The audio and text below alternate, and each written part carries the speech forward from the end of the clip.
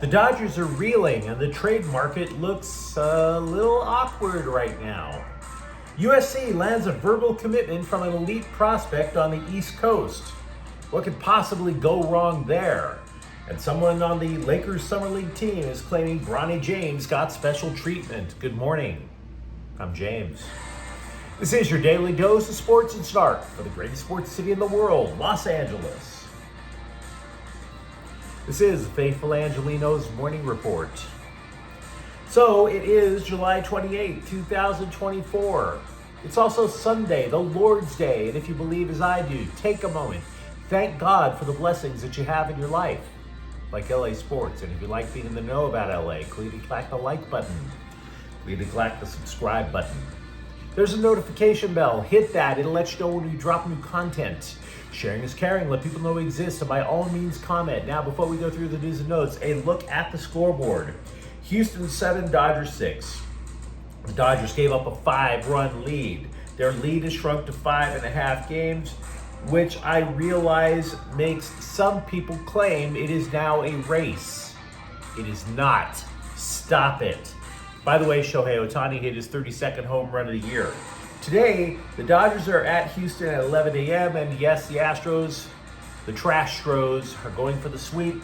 River Ryan is 0-0 with no ERA either. It is only his second major league start. Spencer Arrighetti is 4-8 with a 5.65 ERA. And let's get to the news. Considering that 60% of the starting rotation is made up of rookies, considering 2/3 of the lineup now can't hit, considering the bullpen has surrendered 5-run leads twice in the last 2 weeks, and considering how bad the scribes want you to panic about how the lead in the division has shrunk to 5.5 games, you can be forgiven for wondering about Tuesday's trade deadline. Totally get it. Because the Dodgers right now are in the meme where you see a stick figure poking at the team logo saying, do something. You might have noticed a series of trades over the last couple of days from a lot of other teams, including contenders. Big names too. Randy Arozarena sent from Seattle, or I should say sent to Seattle from Tampa. Yeah, it's a big name. That's a thing. But then you look at the other names out there now that some of the bigger names are being taken off the board, either via trade or via injury, and you wonder if any of them are going to come to the Dodgers. Take starting pitcher Blake Snell. Take outfielder Michael Conforto.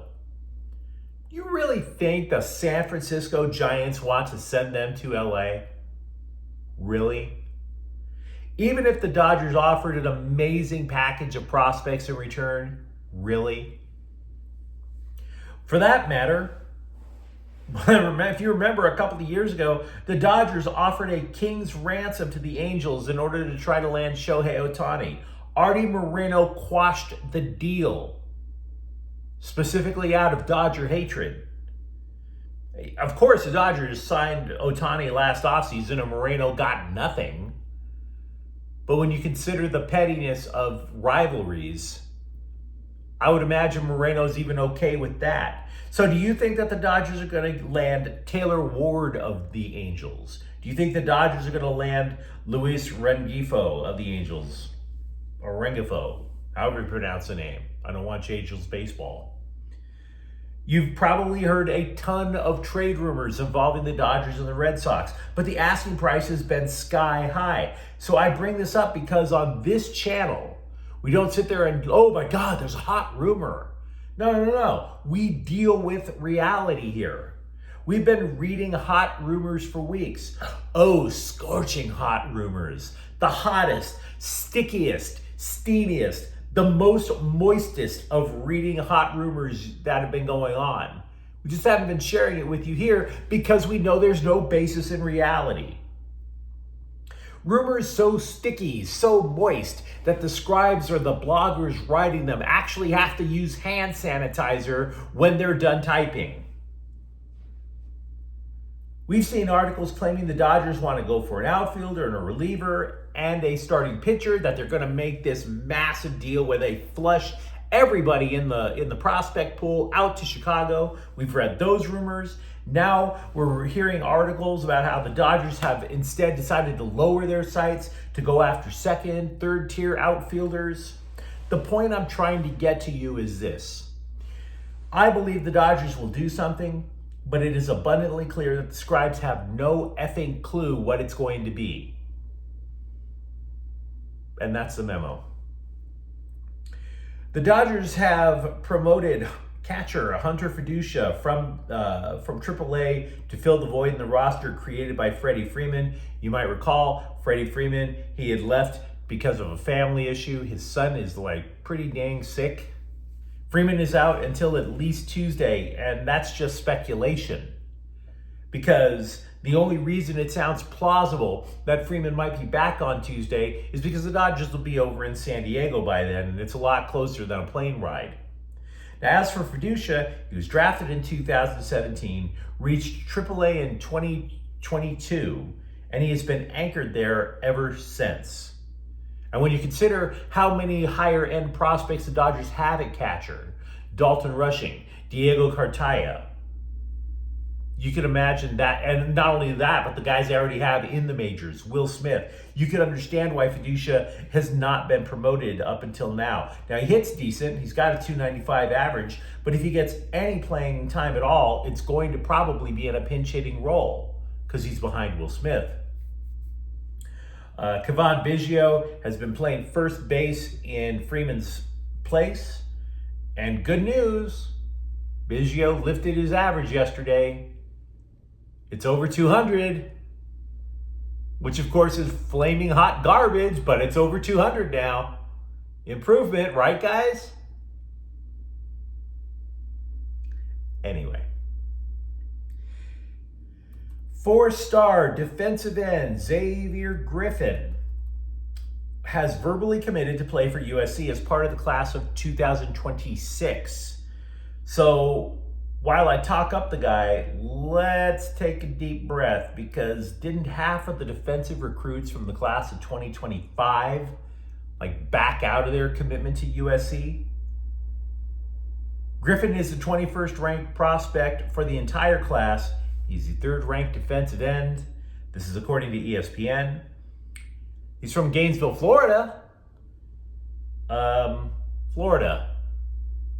Just like safety Hilton Stubbs, who decommitted from the Trojans to attend Miami.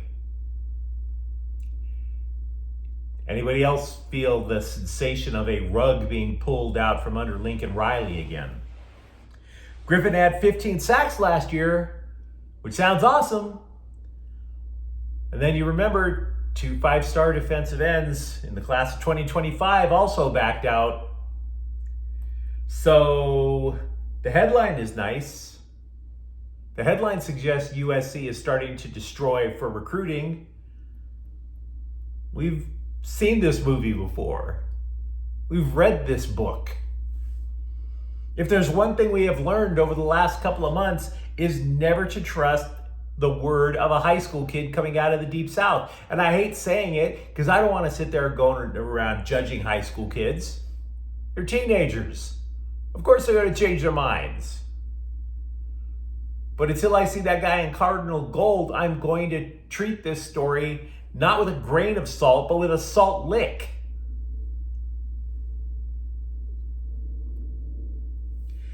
There is a report of an anonymous Lakers Summer League team player who complained that Bronny James got special preference, special treatment.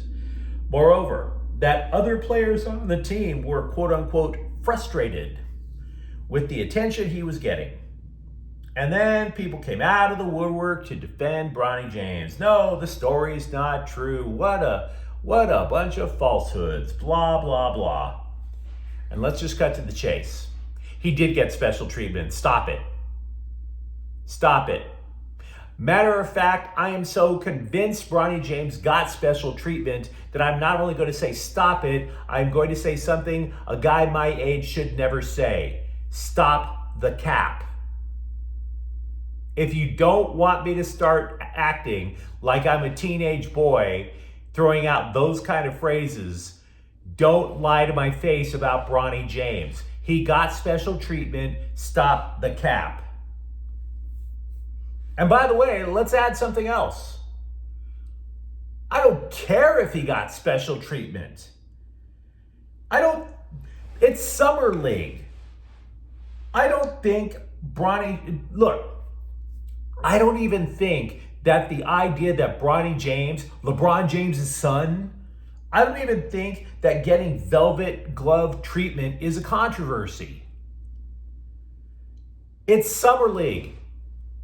Bronny James getting special treatment is not a story. The fact that anybody in Summer League is getting special treatment is a story. The Jordan rules have reached the Summer League? Are you kidding me? And by the way, it's probably for the best, right? Anything that adds luxury to the Summer League can only be an improvement. Anything that adds a dose of humanity to Summer League can only be an improvement. It's glorified. I don't want to say it's rec league basketball. But when you consider most of the players on all of those teams aren't even going to wind up getting a contract, you pretty much think it's rec league.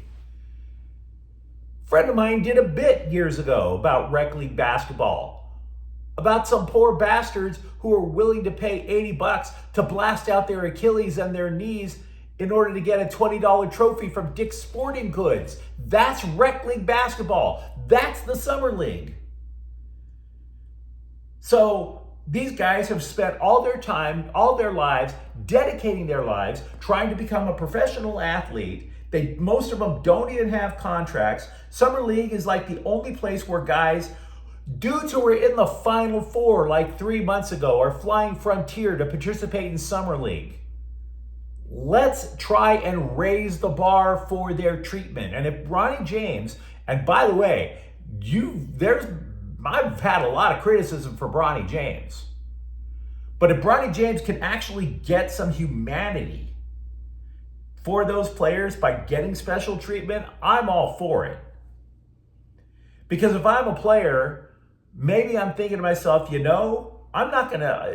Bronny James gets special treatment, maybe I don't have to book a room at the El Cortez and walk to the Thomas and Mack Center. Let's chill on throwing Bronny James under the bus for this one. Special treatment, if it actually spreads across Summer League, is a good thing. If you have friends who say that Los Angeles sports fans are weak or they're fair weather fans, understand former Laker Kentavious Caldwell-Pope disagrees because he has not always been on good terms with Laker fans. And he won a ring with the Lakers back in 2020. This is what he thinks of LA fans. Quote, "It's love-hate relationship with the Laker fans. They love you regardless. But like if you're doing bad or you ain't playing up to your potential that they think you can play at, they on you. They gonna let you know. Then you're playing at your greatest, then they with you. They with you regardless, but they're gonna let you know when you're doing good and when you doing bad, and that's why I respect so much about their fans. They hardcore, they on you," unquote. I wish his teachers were as hard on him with English than Laker fans are on him for basketball playing, but I can live with that. Know this, Laker fans. Know this, Angelenos. This is your response. When people claim that Dodger fans, Laker fans, etc. are fair weather. By the way, it doesn't mean the fans are always right. You remember when we all thought Talen Horton-Tucker was this great find, that he was a steal, going to be a starter in the future? Future all-star? Remember those days? Yeah, that's not true. If you look on the list of current free agents still available in the NBA, Talen Horton-Tucker is looking for a job. After 2 years over in Utah, he's still only averaging about 10 points a game. Second round draft pick Carter George says he is aiming to be the #1 goalie for the Kings, and to be frank, he at least talks a damn good game. Now, I'm not talking about empty bragging. I played a little hockey. The goalie is actually supposed to be the best skater on the team. If you don't watch hockey, you would think it would be the guy skating up and forth, back and forth at top speed. No, the goalie is actually supposed to be your best skater, because your movements have to be extremely precise. And goalie equipment, by the way, adds another 35 to 40 pounds on your frame.